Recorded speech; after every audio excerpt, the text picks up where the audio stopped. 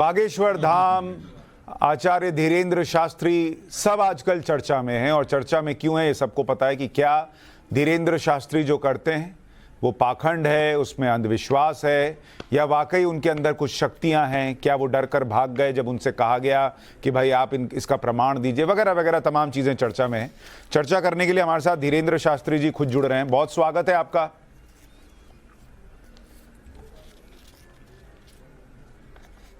बहुत बहुत धन्यवाद। श्री सीताराम। जय बागेश्वर धाम की और जय सनातन धर्म की। आपके पास आवाज जा रही है हमारी? जी बिल्कुल जा रही है धीरेन्द्र शास्त्री जी, आपकी आवाज तो पूरे देश में आजकल जा रही है, आपकी चर्चा भी हो रही है। क्या आपके पास वाकई कुछ शक्तियां हैं? वाकई आपके पास शक्तियां हैं, या जो आप पर आरोप लग रहा है आप अंधविश्वास फैला रहे हैं, एक्टर्स लेकर आते हैं, ऐसा कुछ है? बागेश्वर हनुमान जी की कृपा है। हाँ, देखो, अंधविश्वास और विश्वास एक ऐसी कसौटी है जो बहुत ही बारीक कसौटी है। इस कसौटी पर बहुत बारीक दृष्टि की आवश्यकता है। अंधविश्वास फैलाने वाली बात ना तो हम कोई जादू टोना करते हैं, ना हम कोई झाड़ फूंक करते हैं। हम केवल अपने इष्ट से प्रार्थना करते हैं और हमारे इष्ट बागेश्वर बालाजी महाराज, बागेश्वर हनुमान जी महाराज केवल हमारी नहीं, हर उस भक्त की सुनते हैं जो श्रद्धा और विश्वास पूर्वक उनके चरणों में आता है। फिर आप कहेंगे माध्यम क्यों? आदिकाल से ही गुरु परंपरा का वह रहा। तो हमारे यहाँ 3 पीढ़ियों से दरबार लग रहा। हमारे दादा गुरु जी भी लगाते थे, उसके पूर्व में भी एक संत हुए वो भी लगाते थे, तीसरी पीढ़ी में हम भी। हमने कभी कोई दावा नहीं किया हम कोई ईश्वर हैं, या हम कोई चमत्कार करते हैं, या हम कोई मिरेकल करते हैं। हमारे पास जो गुरु कृपा है, हम ईश्वर से प्रार्थना करते हैं। जैसे पुत्र के बीमार होने पर माता और पिता प्रार्थना करते हैं, वैसे ही शिष्य के आपत्ति विपत्ति में हम अपने इष्ट से प्रार्थना करते हैं और हमारा इष्ट चमत्कार हमारे बालाजी कृपा कर देते हैं। उससे लोग अलग अलग दृष्टि से देखते हैं। तो अब आप इसको किस दृष्टि से देखेंगे ये आपके ऊपर है। पर सनातन में क्या ताकत होती है उसका प्रत्यक्ष प्रमाण बागेश्वर बालाजी का दरबार है। पर धीरेन्द्र शास्त्री जी, आप कह रहे हैं आपके पास कुछ विशेष पावर्स नहीं है, आप कोई चमत्कार नहीं करते, लेकिन आप अपने ईष्ट से या हनुमान जी से जब कुछ कहते हैं तो वो कर देते हैं। ये तो सबके साथ नहीं होता। मैं तो हनुमान जी को देख नहीं सकता, उनसे बात नहीं कर सकता, हाँ अंतरात्मा से प्रार्थना कर सकता हूँ, मेरे पास ये पावर नहीं है। वो प्रार्थना में दोनों में जमीन आसमान का अंतर है। कहने में और प्रार्थना में दोनों में अंतर है। कहना ऑर्डर हो गया, प्रार्थना स्तुति हो गया। तो आपको प्रत्येक भक्त को अनिवार्यता है। नहीं, लेकिन आपके पास जो पावर्स हैं वो मेरे पास तो नहीं है ना, तो आप तो विशेष हुए। फिर उसके लिए फिर हम कोई विशेष नहीं है, ये आपकी दृष्टि है। अगर आप मानते हैं तो हमें कोई बुराई नहीं है। जो कई लोग हमें उल्टा सीधा भी तो मानते हैं, तो उससे भी हमें कोई बुराई नहीं है, उनके प्रति हमारी कोई नाराजगी भी नहीं है। तो ये आपकी दृष्टि है, हम अपने आप को नहीं मानते। आपको हनुमान जी दिखते हैं क्या? नहीं, बिल्कुल भी नहीं। हमने ऐसा कभी दावा भी नहीं किया। तो आप जब संपर्क साधते हैं तो कैसे साधते हैं? मतलब आप अपने विचार में संपर्क साधते हैं?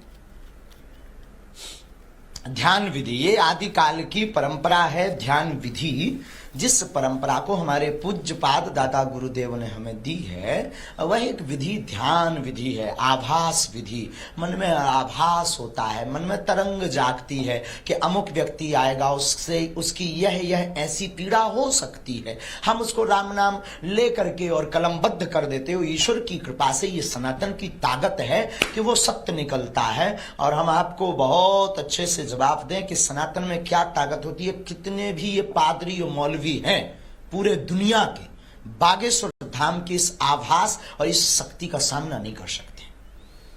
तो मुझे ये बताइए, आपके पास ये शक्ति, क्योंकि हमारे सनातन में क्या ताकत है। और पहली बात बोलिए आप बोलो, हमारी तो आदत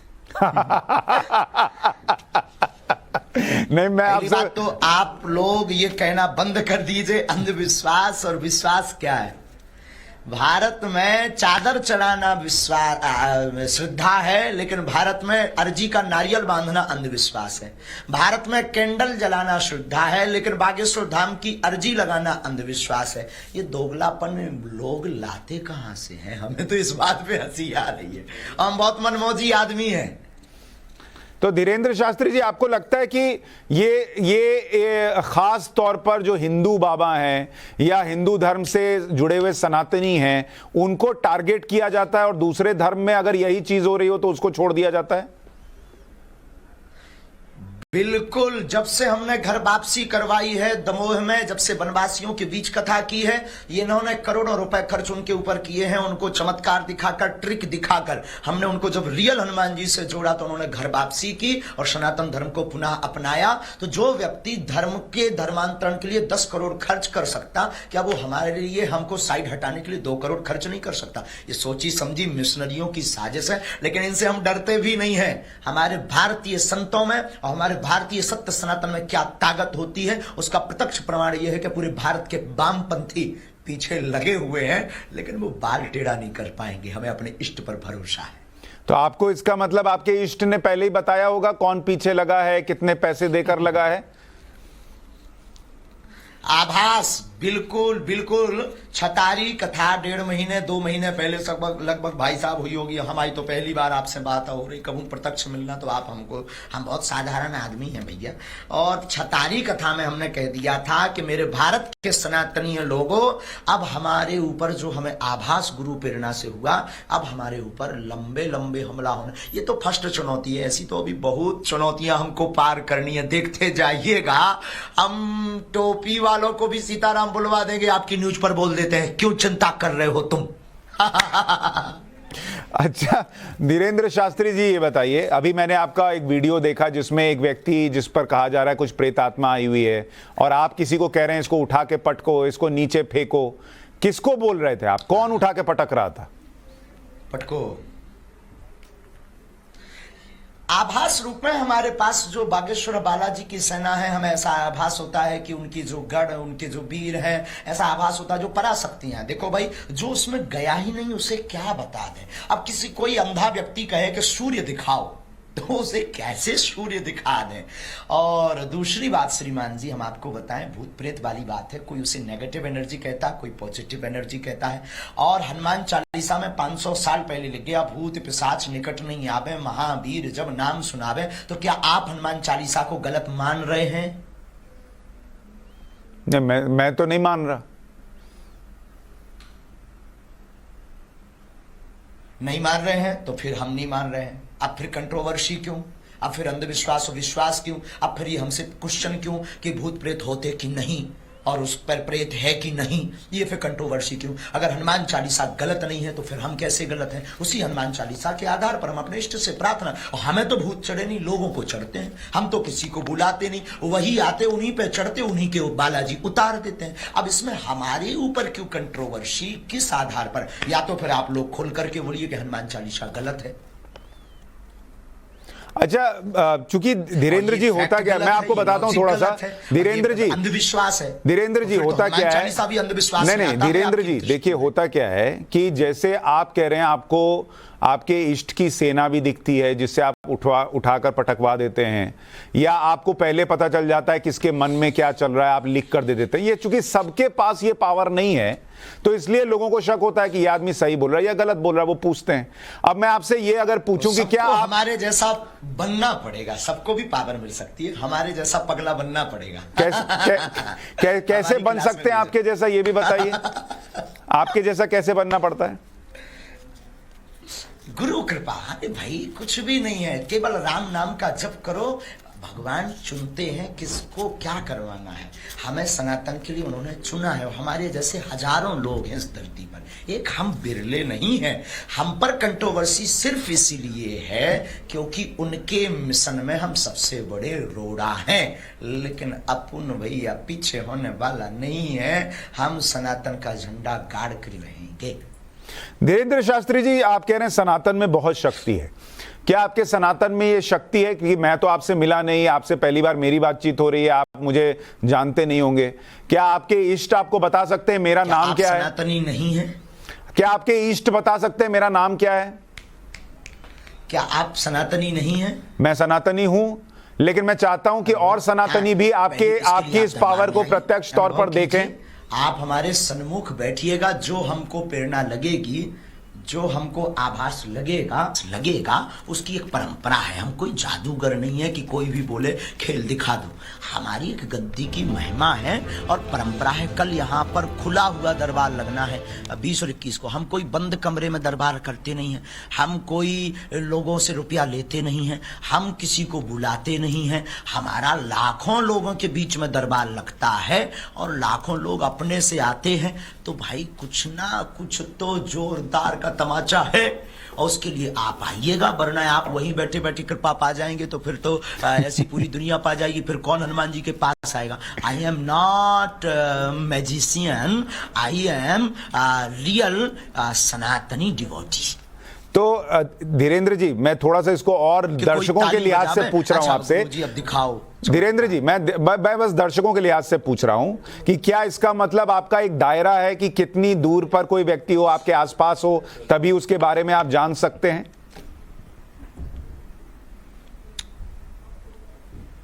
कोई दायरा नहीं है। दरबार की गद्दी की परंपरा है जो हमारे दादा गुरुजी लगाते थे। गद्दी पर आवाहन किया, श्री हनुमान जी से प्रार्थना की कि हे बागेश्वर बालाजी, जितने सन्मुख बैठे हैं उनकी जो जो पीड़ा है उन पर अपनी कृपा करो। हनुमान चालीसा का मन ही मन पाठ किया और मन में आभास को लेकर के पेन कागज लिया, लिखना शुरू कर दिया। तो उस कागज के आधार पर हमें आभास हो जाता है कि अमुक व्यक्ति की ये अर्जी है, उसके मन में ऐसे ऐसे प्रश्न हैं और ईश्वरीय सत्ता सनातन की क्या ताकत है उसका प्रमाण ये है कि जो व्यक्ति आता उसके वही प्रश्न निकलते हैं। बस इतना है। अच्छा धीरेन्द्र शास्त्री जी, क्या आप भूत प्रेत देख सकते हैं? आपने कहा आपने हनुमान जी को नहीं देखा, आपको आभास होता है, उनसे संपर्क है। क्या भूत प्रेत देख सकते हैं आप? हमने किसी को नहीं देखा। हम काहे भूत प्रेत को देखेंगे? काहे हम भैया मरे आदमी, हम जिंदा आदमी है भैया। भूत पिशाच निकट नहीं आवे। इस हनुमान चालीसा की सिद्धि के कारण जय जय हो जाता है भैया। अच्छा धीरेन्द्र जी, आपको ये सब कब से होना शुरू हुआ? जब आपको लगा कि आपका ईष्ट से संपर्क हो रहा है, ये किस उम्र से शुरू हुआ? पहली बार कब हुआ? ये तो हवा। बहुत अच्छा प्रश्न, ये बहुत अच्छा प्रश्न है। हम जब 10-11 साल के थे तब जो हमारे दादा गुरुजी ग्रैंडफादर, वो जो है बागेश्वर बालाजी के उसी गांव में हम रहते थे। उसी गांव में वो सेवादार थे। वो हमको हनुमान चालीसा पढ़वाते थे, कुछ कुछ उपाय करवाते थे हनुमान जी के। तो हम 10-11 साल की अवस्था से वो उपाय करने लगे।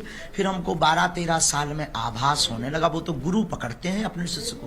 हमको आभास होने लगा कि ये व्यक्ति आ रहा, हमसे ऐसे बात करेगा, ये अपना नाम ये बताएगा। तो हम बचपना था तो बोल नहीं पाते थे, लेकिन जब वो अपना नाम बताता था तो हम चौंक जाते थे कि अरे ये तो हमें पहले ही आवाज था, ये तो हमें पहले ही पता था, हम बोले क्यों नहीं। फिर जब गुरु जी का जब तक शरीर पूरा हो गया, फिर हमने अज्ञातवास साधना की, हमने राम नाम जप किया, तो हमको प्रेरणा लगी कि तुमसे सनातन का कार्य करवाना है। तो अब जो है वो दरबार लगने लगा, जैसे हमारे दादाजी लगाते थे वैसे ही हम बैठने लगे। बस सीधा सिंपल सादा जीवन है, उसमें कोई ऐसा नहीं है कि हमने कठोर तपस्या की हो ध्रुव प्रहलाद जैसी, नहीं, वो तो परंपरा है हमारी। तो धीरेन्द्र जी, जब आप 11 साल के थे और किसी बच्चे के साथ ऐसा हुआ था कि ये क्या, मैं अंदर से ये क्या पावर है, क्या हो रहा है मेरे साथ? हाँ, हमने बताया ना पहले कि ये उसका नाम हमें जैसे आभास हो जाता था, तो हम सोचने लगते थे कि हमने पहले क्यों नहीं बताया इसका नाम, तो हमें आभास, इसका ये ऐसा बोलेगा, ऐसा हमें कैसे पता लग गया। हम गुरुजी को भी पूछते थे तो गुरुजी हंसते थे। बचपना था हमारा, अभी भी हमारा बचपना गया नहीं है, अभी भी बचपन ही है। तो लेकिन जो है फिर तो गुरुजी फिर जो है हमको साधना बताए, फिर वही सीताराम नाम का जप किया। अब ये टीवी का विषय नहीं है, ये अनुभव का विषय है। देखो भाई, मोहब्बत बताने का विषय नहीं है, मोहब्बत तो अनुभव, एंजॉय विथ लाइफ। तो ये लोग जो कह रहे हैं धीरेन्द्र जी कि आप उनसे डरकर भाग गए, क्या आप इनका चैलेंज स्वीकार करेंगे? इनसे कहेंगे कि हमारे आश्रम आओ और फिर जो तुम चाहते हो वो पूछ के देखो? I accepted. हमने तो घोषणा की है, आपके चैनल पे भी घोषणा की थी। आप भारत के कोई भी मिशनरियों को, कोई भी पादरियों को ले आइए, टिकेगा नहीं, हम गीला करके भेजेंगे। हमें अपने इष्ट पर भरोसा है, आप क्यों चिंता। और रही इनकी बात, हम भागने वाले भगोड़ा नहीं आए, हम रियल हिंदू हूं, हम हिंदू शेर हैं। और भैया 7 दिन की कथा हुई, आप इनको ये क्यों नहीं पूछते इन्होंने किसी पादरी पर कभी किया, इनको आप ये क्यों नहीं पूछते क्या आपने बागेश्वर सरकार को लीगली चुनौती भेजी, कोई पत्राचार भेजा, कोई व्यक्ति भेजा, कोई जब हम कथा 7 दिन तक हमारी थी, मात्र ओनली 7 डेज तक, 11 तारीख तक, 13 तारीख तक पहले लोगों ने कहा करनी चाहिए, लेकिन 3 तारीख को हमने फाइनल कर दिया था जाने के पहले कि हम 5 से 11 तक ही कथा करेंगे, हमें गुरुजी के जन्मोत्सव में जाना है। और उसके बाद में 11 तक कथा थी, 2 दिन वहां भी खुला हुआ दरबार लगा, अभी भी नेट पे डला होगा ऑफिशियली पेज पे, 7 दिन कथा हुई, तब क्यों नहीं आए, तब क्या जूं रेंग गए थे। अच्छा, अब जब हम निकल आए, देखो भैया अपने सामने कोई बंद कमरे में कोई भी चुनौती, अब यहां भी जैसे 25 तारीख तक कथा थी, हमने 23 तक की है, करनी है हमको, और यहां से हम चले जाएं, अब 24 तारीख को वो बोले वाह हमने चुनौती दी तो बागेश्वर सरकार भाग गए, नक कटा।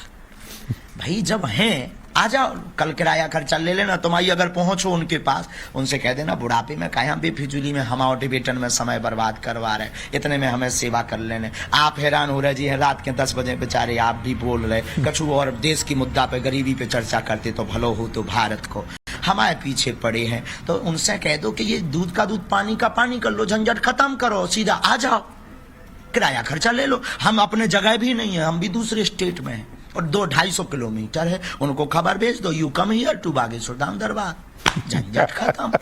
हमें जो आज्ञा जिज्ञासा लगेगी हम बता देंगे, नहीं लगेगी नहीं बताएंगे, निर्णय करना ना करना वो बालाजी का है। बेफिजूली की बातें ही क्यों इतनी हो।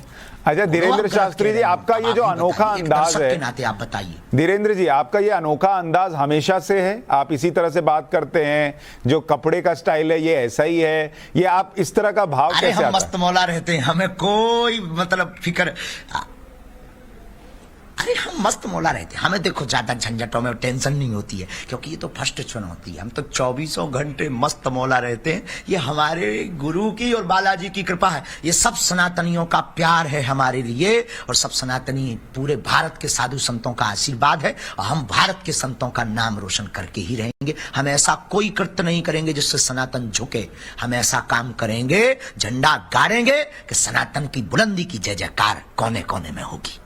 लेकिन धीरेन्द्र जी, बहुत सारे लोग ये भी पूछेंगे, जैसे आप कह रहे हैं कि सनातन में ताकत है और आप जो है ईष्ट से बात करते हैं, लोगों का उपचार करते हैं, दूसरे धर्म के लोग कहेंगे वो भी अपने ईष्ट से बात करते हैं, पादरी भी हो सकता है अपने ईष्ट से बात करते होंगे, कोई कान में फूकने वाला भी अपने ईष्ट से बात करता होगा, उनकी शक्तियां कम है क्या? यही तो देश का दुर्भाग्य, कभी पादरियों के पीछे गए ही नहीं तुम लोग, कभी पादरियों के पीछे गए नहीं तुम लोग, कभी उन पर एक्शन लिया ही नहीं, और वो जो है निरल मूलन, वो कभी उन्होंने कभी ये किया ही नहीं है।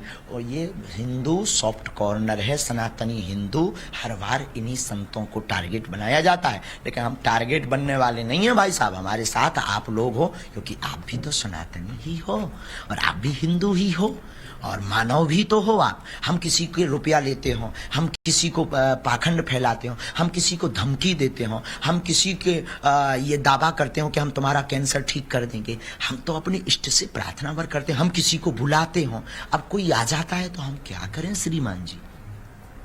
तो एक बात बताइए, आपके इष्ट आपके कहने पर किसी का इलाज कर देते हैं, उसी व्यक्ति के खुद के उन इष्ट से कहने पर इलाज क्यों नहीं करते? अरे भाई फिर वही बात, इष्ट हमारे गुलाम थोड़ी है, हम उनके चरणों के सेवक हैं। ये प्रार्थना में, साधना में, तपस्या में, ध्यान में ये ताकत है, वैदिक मंत्रों में, हम ये बताना चाह रहे हैं बस। अच्छा ये बताइए, आप जहां हैं वहां ठंड कम है या आपको भी राहुल गांधी की तरह ठंड कम लगती है? अरे नहीं नहीं, यो देखो हम कंबल पहने, ठंड कम नहीं है, हमको कंबल पहने, ये कश्मीरी कंबल पहने भैया। और आप कभी आना, एक आध बार जरूर आना आप बाय न्यूज चैनल के एंकर बन के नहीं, साधारण एक स्नेहत्व के नाते, मानवता के नाते हमें लगता है आपको करीब से हमें देखना चाहिए और हमारे दरबार को ऑब्जर्व करना चाहिए। क्या हम अंधविश्वास फैला रहे या सच में लोगों को अंधविश्वास के खिलाफ जगा रहे? गुनिया, ओझा, तांत्रिक, पादरी ये बहला फैला करके, ट्रिक दिखा करके जो लोगों को बुद्धू बना रहे थे, हमने उनकी दुकानें बंद करवा दी है बागेश्वर बालाजी के नाम से। अच्छा धीरेन्द्र जी, क्या आपको लोगों का ही आपके इष्ट भविष्य बताते हैं या देश का भी बताते हैं? भारत का भविष्य कैसा है?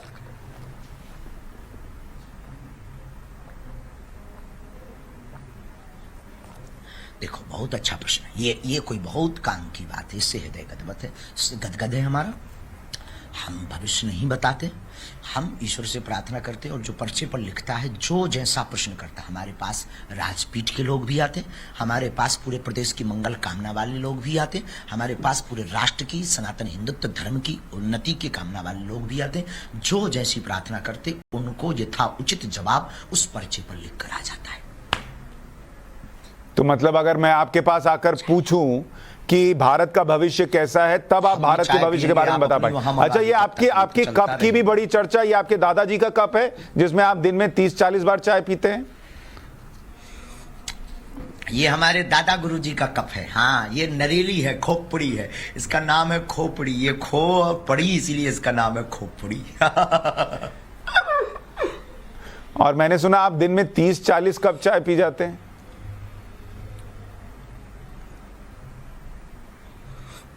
चाय पीते हैं हम बहुत दबाकर। चाय पीने से आनंद आता है क्योंकि दादा गुरुजी हमारे चाय बहुत पीते थे, तो उनका शौक हमारे ऊपर चढ़ा हुआ है। और आपको सिर्फ चाय का शौक है और भी कुछ शौक है? सनातन का शौक है बहुत तेज, चाय से ज्यादा। और आपका लक्ष्य क्या है सनातन के लिए? जुनून इतना ज्यादा है कि पूरे देश के वामपंथी लोग पीछे लग गए। धीरेन्द्र शास्त्री जी, आपका लक्ष्य क्या है? लगा है कि इनका मिशन हम फेल कर सकते हैं। लक्ष्य सिर्फ सनातन, सनातन, सनातन, सनातन, भारत, भारत, भारत, विश्वगुरु, विश्वगुरु, विश्वगुरु। तो आपको सुन के तो वो लोग घबरा जाएंगे जो ये नैरेटिव फैलाते हैं कि भारत हिंदू राष्ट्र बन रहा है।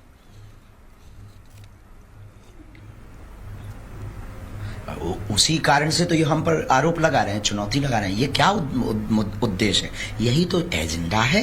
घबरा जा रहे हैं कि घबरा गए, देशत में हैं, प्राण उनके निकल रहे, ये सब कछु खर्चा कर भी तैयार है, रुपया भी, लुगैया भी, न जाने का उनकी जय जय हो गए। आपको लगता है भारत कभी हिंदू राष्ट्र बन जाएगा? आप चाहते हैं भारत हिंदू राष्ट्र बने? बोल देते हैं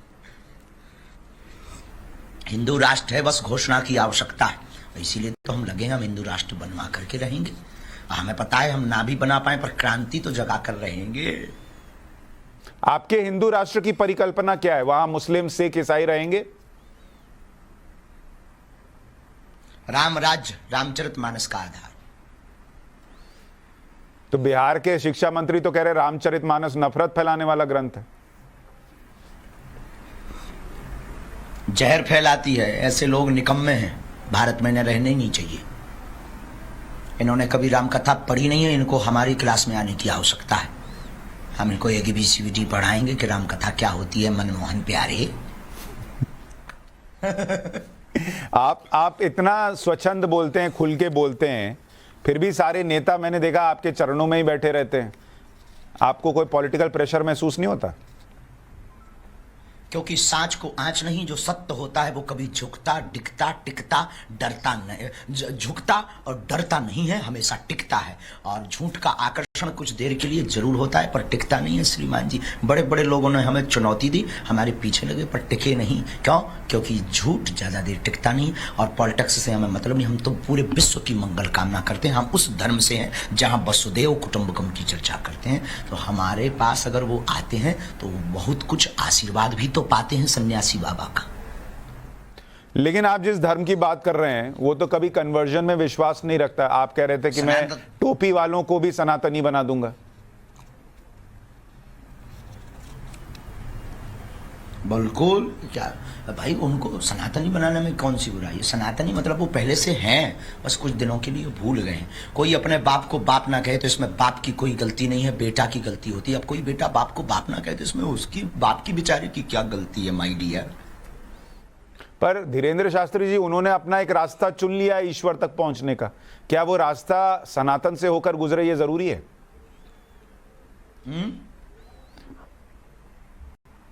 क्या मैं कह रहा हूं, उन्होंने अपना एक रास्ता चुना है अपने ईश्वर तक पहुंचने का।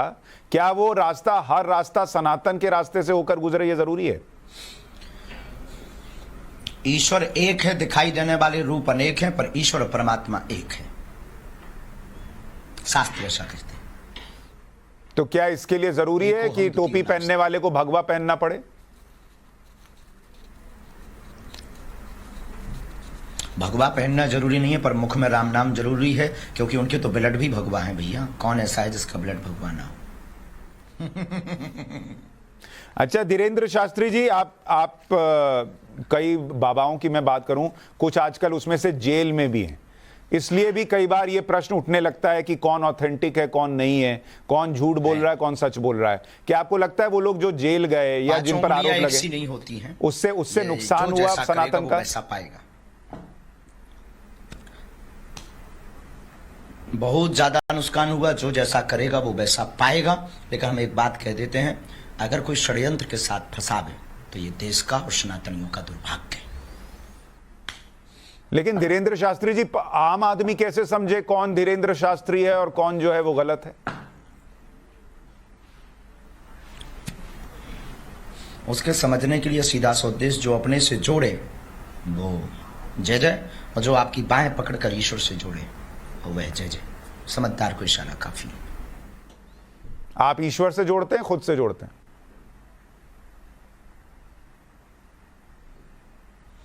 खबर नहीं, आपको अनुभव करना चाहिए। हम तो कुछ भी बोल सकते हैं, हमारी बात कौन मानेगा? आपका अनुभव क्या कहता है? कभी आइए सामने। और उसके लिए आपके आश्रम आना पड़ेगा।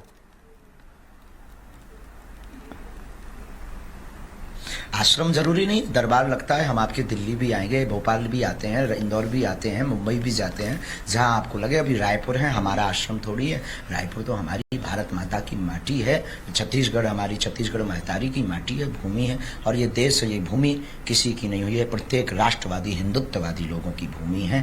तो आप आइएगा, जरूरी नहीं आश्रम आए, आश्रम हमारे आए। और हमारा आश्रम है कहाँ? बागेश्वर बालाजी का धाम है, वहां आए। हमने कोई ऐसी आश्रम की व्यवस्था भी नहीं बना रखी है। 3 साल से अन्नपूर्णा भंडारा चल रहा, 121 बेटियों का विवाह फिर से करने जा रहे हैं, हर साल कर रहे हैं। एक बहुत बड़ा कैंसर हॉस्पिटल बनाने जा रहे हैं। आज तक किसी भी न्यूज वाले ने इन पर चर्चा नहीं की। ये दुर्भाग्य है, इसलिए हम अपना आश्रम नहीं कहते। अच्छा, आपने मुझे निमंत्रण दिया, मैं भी आपको निमंत्रण देता हूं, आप कभी हमारे स्टूडियो आइए।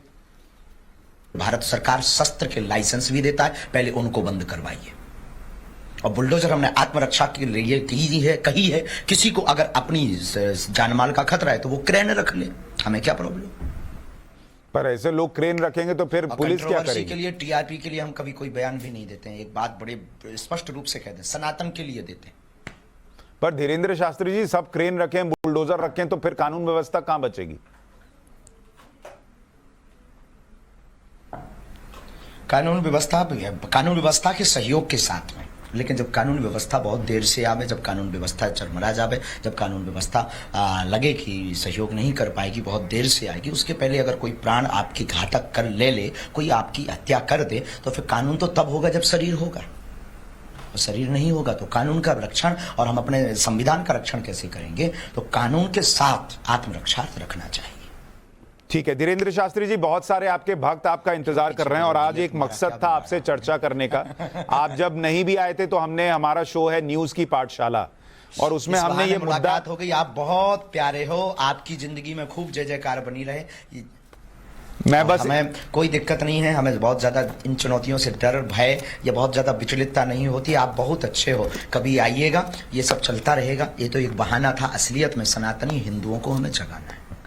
बहुत बहुत शुक्रिया धीरेन्द्र शास्त्री जी, हमसे बात करने के लिए बहुत धन्यवाद आपका। उन तक एक एक लास्ट खबर हमारी उन तक भेज दीजिएगा। जी। मीडिया हब, डिबेट 3-13 ये जितने भी लोग हैं जिनको दिक्कत है उनसे कहिए आप बागेश्वर दरबार में जाकर देखिए। ये डिबेटों में अपना टाइम बर्बाद क्यों करेंगे? और वो जो है वो निरुलुमुनन उनके वो जो बुढ़ापे का उनका शरीर है तो बेचारे कहीं हाई ब्लड प्रेशर ना हो जावे, उनसे कह देना काय को बेफिजूली में दिन न रात तुम कान में ये खुस्सा खोसे रहोगे, हम आओगी 2-2 घंटा बर्बाद जाते, इससे अच्छे हम 2 घंटे में किसी का भला कर देंगे, भगवान से प्रार्थना उसके लिए कर देंगे, सनातन की चर्चा कर लेंगे। उनसे कहना ये मैटर ही खत्म करो, दूध का दूध पानी का पानी, दरबार में आ जाओ, झंझट खत्म, किराया खर्चा हमसे ले लो, गीलो करके हम भेज देंगे। सियावल रामचंद्र की बोलो गलत हो तो। और उन्होंने हमें कोई लीगली चुनौती नहीं दी है, आज तक लीगली चुनौती नहीं दी है। ना उन्होंने कोई हमें पेपर भेजा है, ना हमारे पास कोई व्यक्ति भेजा है, ना कोई उन्होंने व्यक्ति भेजा है, ना उन्होंने हमारे सामने आकर, उनके अंदर दम हो। हमने नागपुर में दरबार लगाया तब टाई फिस क्यों उड़ गए? 7 दिन हमने कथा की तब उनके परदादा याद आ रहे थे क्या उनको? सामने आओ।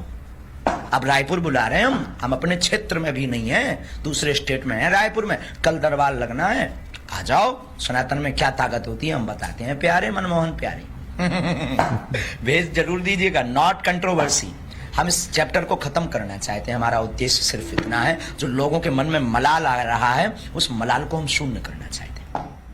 जाते जाते एक आखिरी प्रश्न है मेरा, जवाब देने पर, सफाई देने पर, क्योंकि सांच को आंच नहीं और सत्य को प्रमाण की आवश्यकता नहीं। धीरेन्द्र जी एक आखिरी प्रश्न का जवाब देते जाइए। अंतिम, नरेंद्र मोदी जी आपको कैसे लगते हैं बतौर प्रधानमंत्री? वो लोग हमारे प्यारे, वो लोग सनातनी विचारधारा वाला हर व्यक्ति हमें प्रिय है। हम किसी पार्टी के सपोर्टर नहीं है, हमारी खुद की पार्टी है, बजरंगबली पार्टी, उसका निशान है मुगदर, उसका नारा है जो राम का नहीं वो किसी काम का नहीं, vote for you my dear. तो राम मंदिर तो मोदी जी ही बनवा रहे हैं, तो फिर आपको मोदी जी पसंद है इसका मतलब? बहुत अच्छा है राम मंदिर, और ये काशी का काम हो गया, मथुरा अभी बाकी है, वो उधार डला है, बहुत अच्छा है। चलिए, बहुत शुक्रिया धीरेन्द्र शास्त्री जी हमारे साथ जुड़ने के लिए, बात करने के लिए। बहुत बहुत धन्यवाद। जय सिया राम, जय सत्य सनातन धर्म, जय हिंदू राष्ट्र।